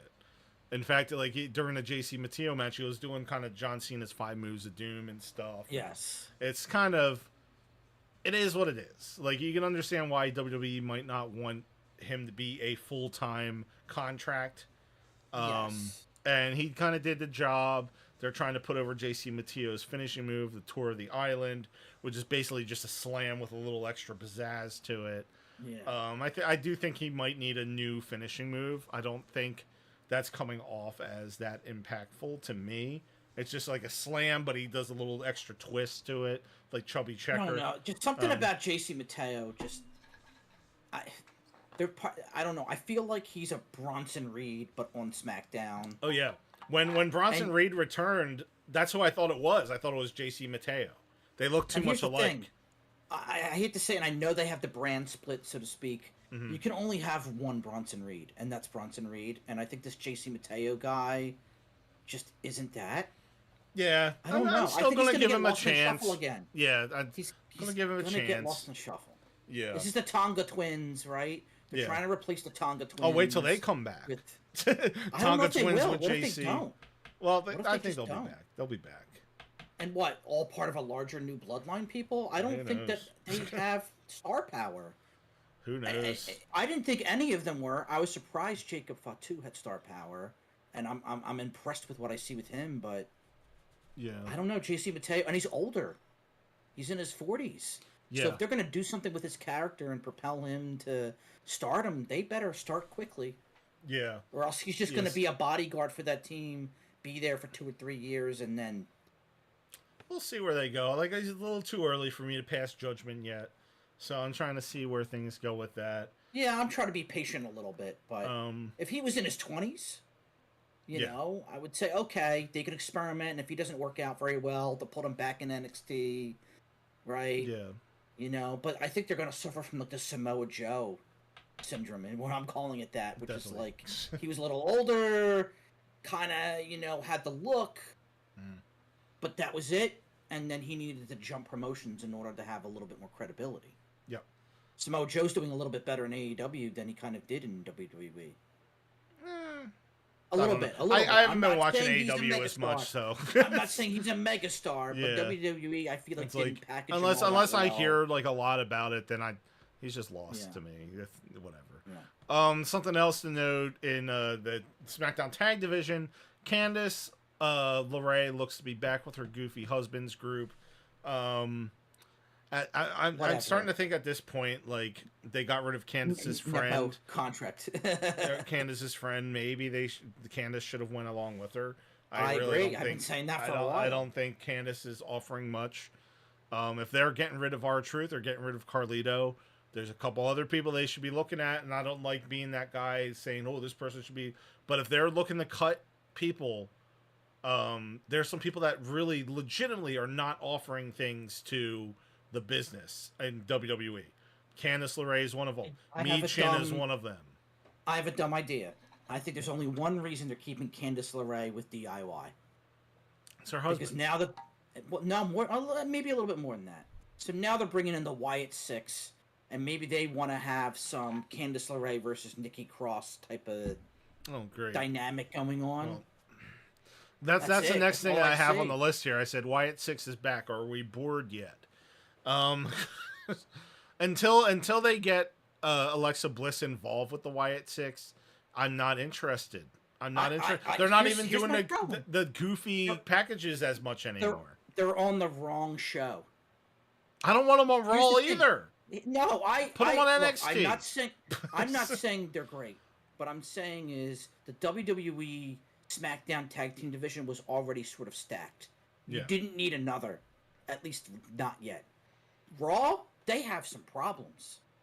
And I'm not saying I'm a big fan of the Wyatt Six. The tag team, yes. The tag team division on Raw yes, is hard. yes. Yeah. They could have injected some life into that until they rebuilt that tag team division. We talked about this, I think, the last time we did a show, but I really think, like, SmackDown should be their tag team show, and then Raw should be the women's wrestling show.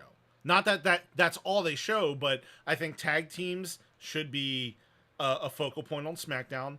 Women's division should be a focal point on Raw. Because I think if you notice, like, they tour different cities, though. That's the thing. But the thing is, on Raw, the women's division is stacked and it's great. On SmackDown, you got Tiffany Stratton, who's great, Charlotte, who's proven to be good, and then you got recently Chin and when she's part-time. Yeah, it's like put them all on one roster so that you have all the heavy hitters working together. Same with the tag division, the tag team Raw. Okay, SmackDown has a lot of great tag teams. Then you go to Raw, you have the New Day, and you have a bunch of whatever. You have nothing. Raiders? Yeah. You got nothing. If you put all those tag teams on one show, all the women on one show, and then you could focus. You're hitting at the real thought. Though you're hitting at the real problem, though. Why does it have to be split? Why can't you just have the tag team titles and they're defended? Well, that's what I'm saying. Like, get rid of the 2 tag team titles. Get one. But you don't need them exclusive to one show. Just be like, hey, This week, the Raw's going to have some shit with it. Maybe you don't see tag team title on SmackDown that week, and you see it a week later, and they just mix it up. Maybe, but random. Then you're just. I don't know. We'll see what happens. I don't think you need to dedicate a show to a single type. Yeah, but their roster just like they don't have enough tag teams for them to put quality tag team matches on both shows. It's just not going to happen. I'm not saying they put it on both shows every week. I'm saying one week it's Raw, the next week it's SmackDown, the next week it's SmackDown again. Next week after that it's Raw. Just mix it up. Treat it as one product. And they keep doing this brand split, and I don't think that's serving them any real value. They don't have enough talent depth. Not in the tag team division, not in the women's division. I don't even think they have it in the heavyweight division. I think they just need to go back to one... because I think if they would put if all talent would be allowed to go on both shows, then they would be in a situation where like people would want to have CM Punk on Raw and SmackDown, and that's taking away that's taking away time for people like Jacob Fatu at that point. Then because you know what, it's good they have exclusive. Why can't that be shown on either show? Yeah, it's good that they have exclusive wrestlers for certain shows. But it's the people underneath. Like, okay, when you're watching SmackDown, you're expecting to see Roman Reigns. Roman is exclusive to SmackDown. You will exclusivity should be for your A-list stars, but everybody else should be any show. Yes. But, yeah, that kind of stuff hurts the undercard. Because then you got somebody like Chelsea Green, who would probably thrive on Raw's women's roster. But in SmackDown... she's stuck with, since she's not in the women's heavyweight title contention, she's stuck with Michin and B-Fab and who the hell else? Though. They don't have enough depth, so you're seeing the repeated stuff every week. But if I would not be objected to seeing, okay, Chelsea Green has talent. Do I need to see her every week? Period? No. I don't. I'm okay with. But when the women's rosters lack depth, they want Chelsea Green every week on SmackDown because she brings ratings. They can't have Chelsea Green one week and then they have Michin and Selena Vega, who fans like Selena Vega. I don't know what fans like Michin. Don't get me started on Selena Vega lately though. Yeah, but like seeing them instead of Chelsea Green. It would hurt the following week's ratings because they're like, you know what? Yeah, I guess we didn't get to see Chelsea Green, so why even bother watching? But if they have the anticipation that they're going to see her every week, they're going to want to watch that. I don't know. The draft, I think they could fix a lot of these issues. It just hasn't come soon enough. I wish they would have done it by now. Yeah. So Y6, are we bored yet? Okay, let's talk about the Cena Cody segment. Basically the whole show they were promoting this face-to-face segment and actually ended up being 4 people because Jey Uso was there and then Logan Paul came out. I thought it was a good segment. Cody always gets his talking points. He kind of gets on a soapbox and whatever he has written in his head, he just spews it out. He'd be a good like public speaker someday. And Cena came out, and I thought this was one of Cena's better promos. Instead of his usual, like, in the ring, talking smack to the fans, he kind of went full heel. And he was like, guess what, losers? My partner, Logan Paul's here. I thought it was really, really good. And Logan, I think, was a good partnership with Logan Paul. Yeah, Logan always cuts a good promo. He knows how to get under people's skin naturally. It doesn't sound rehearsed. I wouldn't doubt it if Logan kind of comes out there, has some bullet points on what he wants to say, and just wings it while he's out there. Yeah. He's really good at that. And it's really weird to see that somebody that's outside of wrestling just being so good at promos, like, and you would think like he should actually be teaching somebody like Jey Uso how to cut a promo because he's just so good with it. Steve over on YouTube says, Mr. Trunk, are you an ass guy? If you're not, I'd be confused. I would say I'm an ass man. Yeah, just call him Mr. Ass instead of Mr. Trunk, and I thought this promo was. Some people didn't like this promo, but I think people let their feelings for Logan Paul kind of intercept what they're seeing on TV. Like Logan Paul just naturally is a disliked person because people are familiar with what he does outside of wrestling. They don't like his whole internet persona. They don't like his character on WWE. A lot of people don't think he should be on WWE, so he just gets a lot of hate. I liked it. My only complaint was that like that whole segment took like a half hour. Yeah. Like they basically. I blame a lot of that on another Cody. match. I blame a lot of that on Cody. Maybe they should have opened the show and Jey with that. Uso, the yeet takes like 10 minutes to yeet. Yeah, they probably should have opened the show with that, but I understand they needed a main event, and that was a main event. Haven't seen it come out none at of the the end other of the matches show. were main event worthy, I guess. Yeah, what would have been the main event? Like, what was it? Jacob Fatu? Who did he take on? I forget. But yeah, I understand it. I understand why it was the main event. He took on Andrade and Carmelo Hayes. We didn't even touch on that, actually. Yeah, Andrade actually qualified for the Money in the Bank. Which is fine. He has no chance of winning it. I would have rather seen Carmelo Hayes. I would have rather seen Carmelo Hayes make it. Either are good, but you know what they're going to be? They're there for filler to take a big they're going to take a big bump. Yeah, they're going to do something crazy and Andrade and Carmelo, either one of them are very good at doing that. Yeah. I probably would have touched on that more in the next segment we have here because we're going to do our Money in the Bank predictions. But to close off the whole SmackDown thing, I thought it was a little bit on the lackluster side, but I still enjoyed it. I still paid attention to the entire thing. Steve over on YouTube says you're an asshat, or asset. Okay. Okay. One last little point, or two last little points. So there's Lena Vega. Yep. I used to think highly of her, and now I think she's been a little botchy lately. Yeah, I mean, she had the little flub with Chelsea Green. Yeah, like I don't blame, like, wrestling is wrestling, but mistakes are going to happen. She seems a little rusty lately. I don't know if that's a mistake. Yeah, it's just like she's one of them that I'm sure she's a really nice person, and her ring aesthetic just isn't quite there, and then her entertainment aesthetic also isn't quite there. I think she's one of those people that appeal to a certain audience, and she's not really universally appealable, I guess is a good way to say it. It's like, okay, like you wouldn't be able, if you had the entire women's division standing on the stage, she wouldn't be somebody you picked out. Mostly because she's so short. I like her better than Michin and B-Fab. Yes, if you had those three, I'd pick Selena Vega in a second. But then if you put like Charlotte, Tiffany, Chelsea, Rhea Ripley, then she would probably be the last person I would pick out of that. Yeah. So I think my gripe against her just lately is that she's been trying to do these flashy moves, and maybe she's just doing them on the wrong people because of the size differential. You know, the code red, and don't get me started. That's her finishing move. You're gonna have to time box me in a second. The code red is getting overused. Oh, it has for a long time. It's the new super kick. It's the new. No, it's been recent with a lot of the luchadors they've been partnering with. Yeah. It's just getting overused in WWE. Yeah. I used to think that was getting overused in AEW. They were doing that shit in AEW for the last 3 years. Yeah, now WWE does code red like once a match.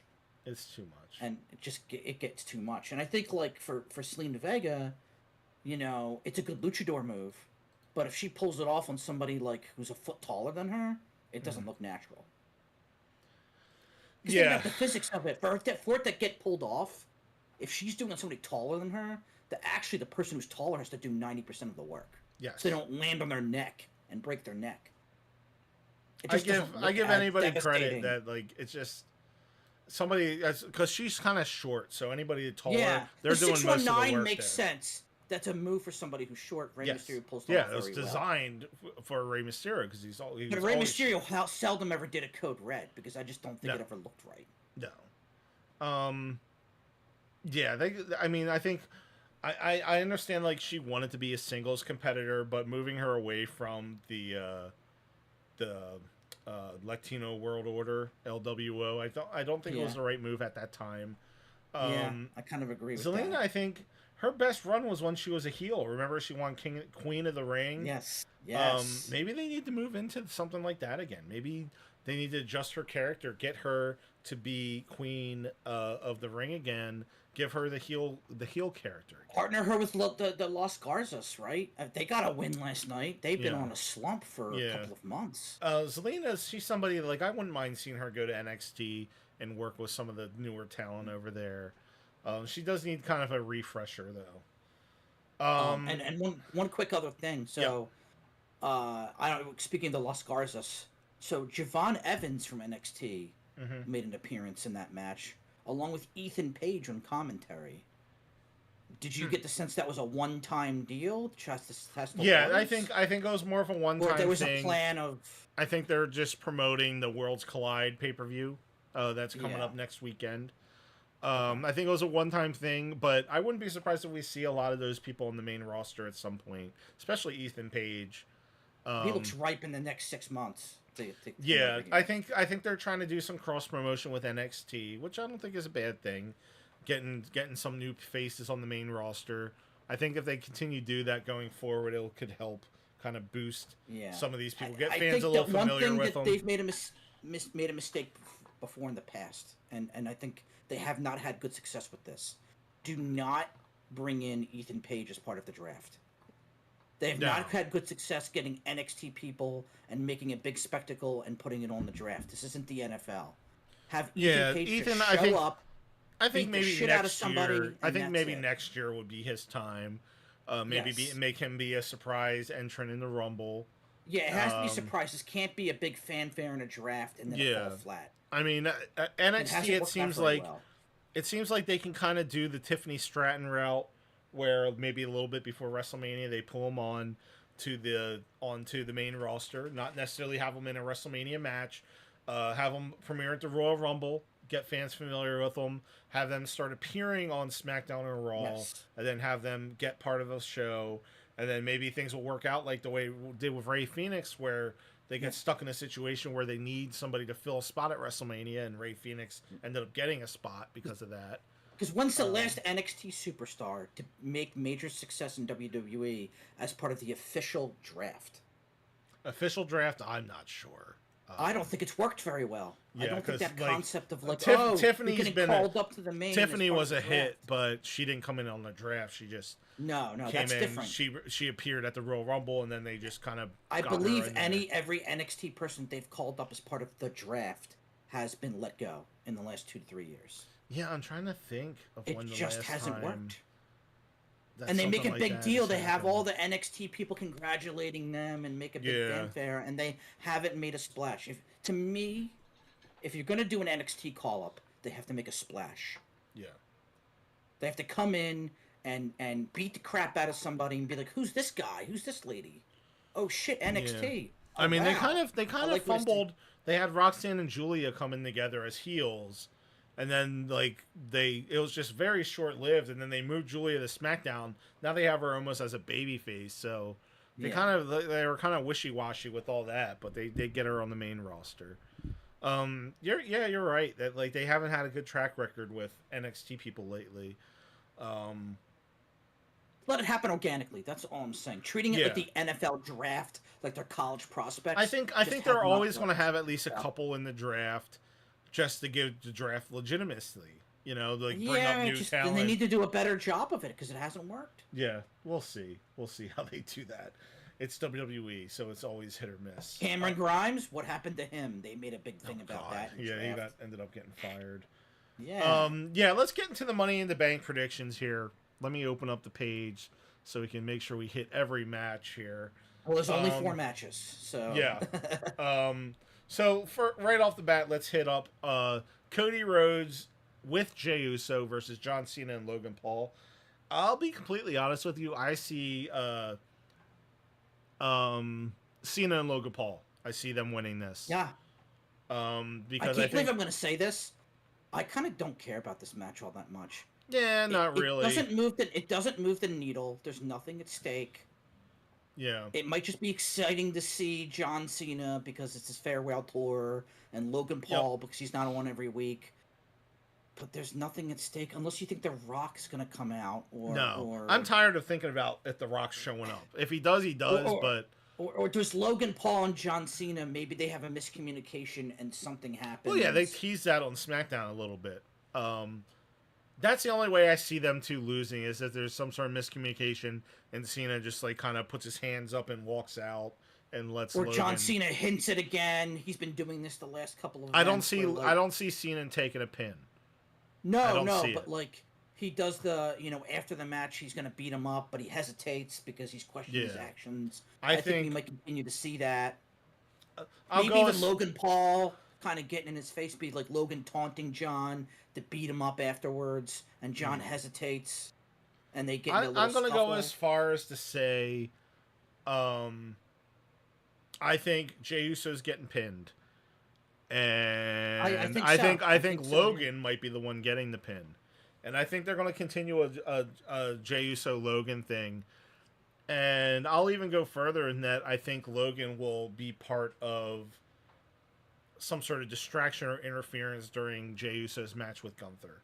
I think there's more to the Jey Uso Logan Paul thing, and there might be even a little more with Logan Paul and John Cena working together. And I don't see Cody taking a pin. I don't see John Cena taking a pin. No. If anything, if I'm wrong, Logan would be the one taking the pin. But I think Logan and Cena are going to win this one. I think Jay takes the pin. Not sure how they get Cody out of the equation, but that's how I see it. Any Travis Scott involvement? God, I hope not. I hope not. I hope not either. But you never know. I think with enough star power with Logan Paul, you don't need Travis Scott. Please tell me they just won't bring him in at all. We'll see. Well, who do you see winning that match? Yeah, I agree with you. The Logan Paul and John Cena. Yeah. There might be some shenanigans, but they'll probably there definitely will be. Relatively clean. Yeah. Half clean. Now, do you see that as the main event? Because I don't. I do not. I think the main event will be the men's Money in the Bank. I agree with you 100%. Yes. I think that will be the main event. I think you're gonna have the women's ladder match open it up, and then you're gonna have the women's IC title match after that. See that's John Cena. As a promoter, like that's I don't know, it puts them in a sticky situation because in my opinion, you don't want two women's matches in a row. Well, the problem is you only have 4 matches on the card. Well, yeah, but not a lot of different ways the way I'd book it, women's ladder match, Cena match, John Cena, then the women's IC, women's IC. Well, I guess maybe you could argue.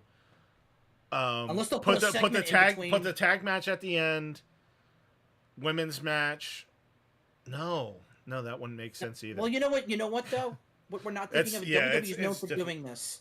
Even though they might have 2 women's matches back to back, they often put segments in between that aren't matches. Maybe they're going to announce a match that we don't know about yet. Yeah, something tells me they should add one more match on there. Add something else in there. Yeah, 4's a little light, make and it's starting at 7.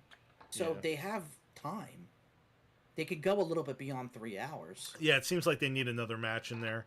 But anyways, so tag match, we think Cena, Logan Paul. Women's Intercontinental title. Oh, we're going to disagree here. We're going to disagree. Yeah, I think Becky Lynch is winning. I don't see I don't see any other way around it. I think it's Lyra Valkyria. You think Lyra's going to win and Becky Lynch is just going to go on a break? Yes, I think she's only part-time. She's going to do a 3-month thing, go away, come back, do another 3 months. I agree. I think she's part-time, but I think she's part-time already. Well, then why give her a title if she's just going to go away? Because being part-time doesn't necessarily mean, like, you're going to disappear from TV. It just means you're not wrestling every week. When's the last time you've seen her wrestle? I look at Becky Lynch's deal is she does 2 or 3 months, disappears, 2 or 3... A Roman Reigns thing. I think there might be some weeks where we don't see her, but I think she'll be involved. Like I think it'll be like a CM Punk thing, where we don't necessarily see her wrestle on every show, but she'll appear in a promo or interference or something. I think she's getting to the point where I don't even see the fans fans getting behind her that much. The fans aren't excited to see her as much. She's in a between right now, a heel and a baby face. I think people are happy to see her back. But her character just is kind of... Maybe just not as much as they used to. And she's not really feuding in a high-profile feud. I think fans would be more... She brings the star power fans would be more into it if she was feuding with, like, Rhea Ripley right now. She's feuding with the Bird Lady. I think she's not bringing the star power she used to, which I think Charlotte's suffering from the same thing. I don't know if she's not bringing the star power. I think WWE just has more women's stars than they did before. Yeah, agree. I think she still has star power. It's just WWE has a lot of people with star power now, so Fair it enough. kind of fizzles out a little bit, I guess. Yes, but yeah, I see Becky Lynch winning that one. So we'll have to see who wins that. We're gonna disagree in the women's ladder match. I bet. I already know who you're. Well, let me just verify who's all in it because I'm sure I'm forgetting somebody. There's one participant. Let's take a look in here. Yeah, we haven't found one participant. All right, so far from what I'm seeing, we have Alexa Bliss, Rhea Ripley, Roxanne Perez, and Julia. Okay, and then we can safely rule out two of them. We're missing one. Do you recall what the next triple threat match is? No, because that's going to be on SmackDown. They're going to be. They didn't announce it yet. I could have swore they've announced. Maybe they did. And I don't remember who it is. Let me see. Who the hell's left? Find out who will win. Hold on. I'm trying to see. Or is it going to be on? Or is it going to be on Raw? Is it going to be Raw triple threat? I was hoping they would say in here when they were having it, but they don't. So we'll have to leave that out in the. Wait. For some reason, they don't have Naomi listed on here. So Naomi is in this match also. Yes. For some reason. There's still one TBD though. There's still one participant. Yeah, there's still one, but I'm not even sure who's in that. But out of these 5, I haven't really thought about it, to be honest. And I know you've alluded to it's Rhea Ripley, and I think Rhea Ripley is the strongest in the match. But I could see Roxanne winning it too. I really could. Alexa Bliss, no, absolutely. No, I don't see that happening at all. She has not brought anything. She's only had one match, I think, right? 1 or 2 matches since she came back from the Royal Rumble. Yeah. I just don't see it. I don't see that at all. The Roxanne Perez is interesting, but they're pushing her so quickly. Yeah, but winning the Money in the Bank, that doesn't... Unless she's going to hold on to it for a while. It's not something that has to happen right away. Yeah, maybe. But you know what? With WWE, maybe they see Naomi a little differently than I do. Maybe they'll give it to her. You never know. Maybe that will give her the edge to get this heel character over by having that damn briefcase. You never know. You never know. That could be very interesting. I'm honestly going with Roxanne. I think she's going to sneak her way in there. And maybe it'll advance the storyline, and maybe Liv Morgan will help her. It's not my pick. Why? But it's believable. Hold on. So Naomi, and then we also have what's her name? Kairi Sane, right? Why don't they have all these people listed on here? Maybe I picked the wrong thing to go off of. This is the official WWE.com. Because Kairi Sane's in there, right? No, I thought she lost her match. Well, then who won between Liv Morgan, Kairi Sane, and somebody else? Roxanne Perez. It was Roxanne Perez. No, Roxanne Perez was outside of the ring distracting that caused Liv to lose. I could have swore it was Kairi Sane. Why am I getting confused here? And why doesn't WWE have them all listed? Yeah. Well, yeah, I mean, I don't think Kairi Sane would win. Regardless, no. But she's in the match, I think we might struggle. I think we might have all the participants, right? Because they didn't announce a triple threat women's. That's what I was trying to remember. Yeah, so you have Kairi Sane, Alexa Bliss, Rhea Ripley, Roxanne Perez, Naomi, and Julia. That's all of them. And out of that, I'm going to stick with Roxanne Perez, with a close second being Rhea Ripley. If I'm just going off of, but I can see WWE, this is the one thing, it's almost like the Royal Rumble. You can't, it's very hard to get, a very strong prediction with this kind of stuff. Because I could see WWE even going the route of Julia. And just, having her just have a rookie year. That would be out of left field. Yeah. I would think that Roxanne's a little bit stronger than Julia. That's my opinion. Character-wise, yes. I wouldn't necessarily be soured if they went with Julia. Yeah. It would be very strange if they would go with Julia and then her cash it in right away. It would be shocking. And who would she cash it in on? Same Tiffany? with Roxanne Perez. Too early in their main roster careers. Because I don't think, I don't see them having it. I don't see them. It's not. You're not going to have a same day cash in because neither of the women's champions are going to be at that show. They don't have a match or anything. True. That's true. So there's no chance of a same day cash in unless like Julia cashed in on Bird Lady or something, which would be kind of weird. Anyway, but men's ladder match. Yeah. So all right. So you're picking Alexa Bliss. I'm going with Roxanne Perez. I'm going to put that as my final answer. All right. We'll see about that. Yeah, men's. We have... I think we might agree on the men's. So far, according to this, they've got Solo Sequoia, LA Knight, Seth Rollins, Penta, and then the winner of the Triple Threat. And who else am I missing? I'm sure there's... Andrade's in there. This must not have been updated. But they're still missing one other person. Yeah, so they're missing... 5 people. That's 5 people. Either CM Punk, AJ Styles, or El Grande. Yeah. So my pick is LA Knight. No, I'm just kidding. It's Seth Rollins. It's Seth Rollins. Yeah, Seth Rollins is definitely a favorite. I would say Solo Sikoa is a dark horse pick. But that's who I'm picking. I really think it would mean the most for Solo. It would get his group over a little bit more. It would give him more of a substantial story than just being like this boss guy, but he has nothing.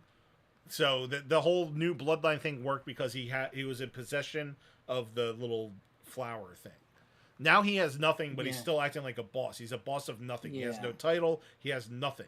If he has a briefcase, then that would put him as more of like a mafia boss again. Yeah, my only issue with Solo Sikoa is he's just not exciting in the ring. No. He's very just average, right? And like a ladder match is not a match that you would expect to see him in. I mean, you know what? He could outperform. And if he outperforms, he'll make a liar out of me. But Solo, I'm not saying he's bad in the ring. He's not a botch person, but you just have to remember, like, Solo does have pinfall victories over Roman Reigns. Yes. Roman has literally, and they were clean. Like, he did his little thumb to the throat. Like, he has victories under his belt. It's just he hasn't been I know that. Right. I'm not saying he's average in the ring. Yeah. And he's average on the mic. I think it's more of if Solo wins, it's not going to be because of his in-ring ability. It's going to be because of the shenanigans his group will play in the match. And there's a story to be told between the whole thing with him and Jacob Fatu.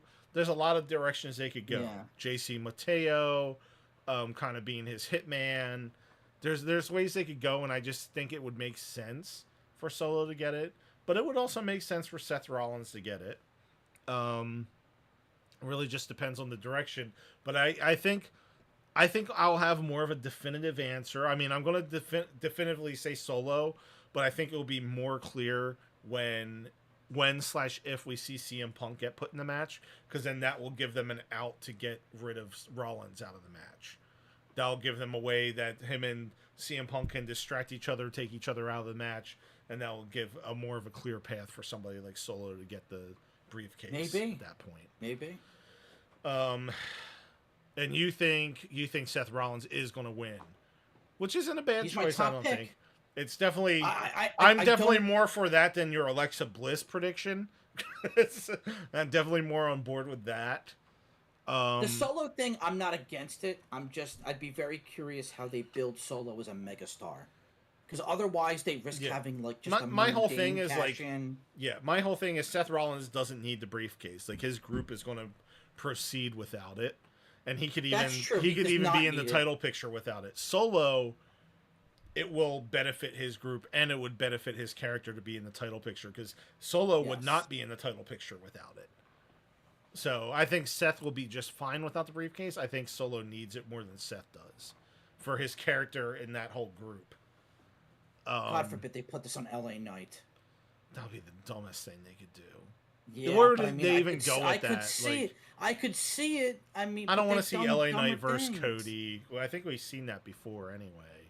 I don't want to see Well, LA he Knight can hold versus on Jey to it for a Uso. while. That the landscape could change again by the time he Yeah. cashes it in, so it could be on anyone, practically. Yeah, LA Knight. It's just it is what it is. I guess I don't know. But yeah, Solo. You're going with Seth Rollins. Not bad predictions there. I think the biggest discrepancy is our whole thing with the women's match. Which ladder match do you think is going to be the better of the show? Ooh, that is tough. My opinion, I'm looking more forward to the women's.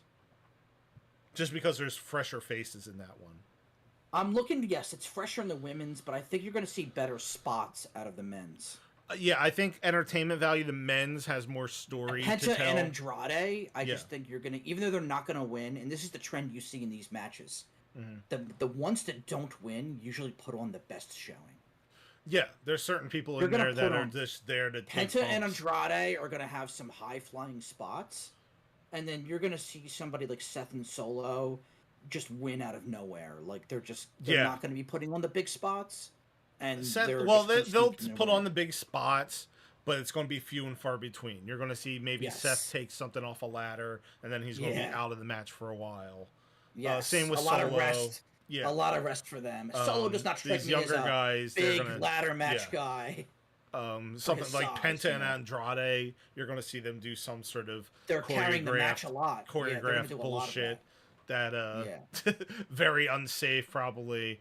Yes. Probably going into the women's, we'll probably see Julia and Naomi do something crazy. Maybe throw even Roxanne Perez. Yeah, Julia and Roxanne wanting to prove Rhea Ripley is more of like a strong horse. She's somebody you'll see maybe pick up a ladder with two people on it and like toss them somewhere. Yeah. Alexa Bliss is the one that really stands out as a dud to me. I really don't see her doing much. That's why I picked her. Like, I just feel like something tells me it's going to be more like Bray Wyatt bullshit, where like she sits Indian style in the corner and watches people, and maybe this will be where the Wyatt 6 gets attached with her or something. I don't know. But we'll see how that all plays out. I guess we're both in agreement that this match will probably open the card, the women's ladder match. Yes. I'd be you need very something surprised. Exciting to open the card. I'd be surprised if the men's ladder match opened, but you never know. WWE might have different plans. We'll see. And yeah, Raw does seem exciting tomorrow night with the triple threat: CM Punk, AJ Styles, American Luchador. So we're looking forward to that. And then next weekend we got the Money in the Bank. I'll also be watching Worlds Collide. If anything notable happens there, we'll talk about it on the show. But until then, we'll see you guys next time. Thank you guys so much for coming and hanging out in the YouTube chat. Steve, Bella, Edward, Jackie, thank you so much. Everybody that came over on TikTok also. Appreciate you. We will be back next week. There's our... Yep. There we go. We got the Fandango music. And yeah, we'll see you guys next week. Have